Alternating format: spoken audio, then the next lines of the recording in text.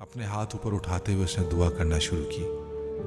یہاں کھڑے ہو کر تجھ سے انبیاء دعا کرتے تھے، ان کی دعاؤں اور میری دعاؤں میں بہت فرق ہے۔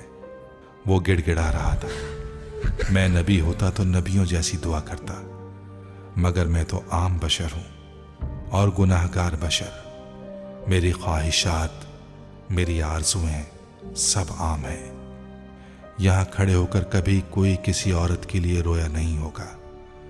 میری ذلت اور میری پستی کی اس سے زیادہ انتہا کیا ہوگی کہ میں یہاں کھڑا، حرم پاک میں کھڑا ایک عورت کے لیے گڑ گڑا رہا ہوں، مگر مجھے نہ اپنے دل پر اختیار ہے نہ اپنے آنسوؤں پر۔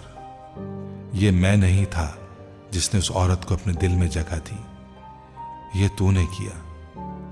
کیوں میرے دل میں اس عورت کے لیے اتنی محبت ڈال دی کہ میں تیرے سامنے کھڑا ہو کر بھی اسے یاد کر رہا ہوں؟ کیوں مجھے اس قدر بے بس کر دیا کہ مجھے اپنے وجود پر بھی کوئی اختیار نہیں رہا؟ میں وہ بشر ہوں جسے تو نے ان تمام کمزوریوں کے ساتھ بنایا۔ میں وہ بشر ہوں جسے تیرے سوا کوئی راستہ دکھانے والا نہیں، اور وہ عورت میری زندگی کے ہر راستے پر کھڑی ہے، مجھے کہیں جانے کہیں پہنچنے نہیں دے رہی۔ یا تو اس کی محبت کو اس طرح میرے دل سے نکال دے کہ مجھے کبھی اس کا خیال تک نہ آئے، یا پھر اسے مجھے دے دے۔ وہ نہیں ملے گی تو میں ساری زندگی اسی کے لیے روتا رہوں گا۔ وہ مل جائے گی تو تیرے علاوہ کسی کے لیے آنسو نہیں بہا سکوں گا۔ میرے آنسوؤں کو خالص ہونے دے۔ میں یہاں کھڑا تجھ سے پاک عورتوں میں سے ایک کو مانگتا ہوں، میں امامہ ہاشم کو مانگتا ہوں۔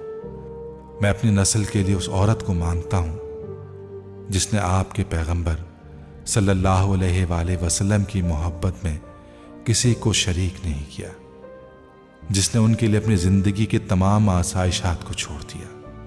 اگر میں نے اپنی زندگی میں کبھی کوئی نیکی کی ہے تو مجھے اس کے عوض امامہ ہاشم دے دے۔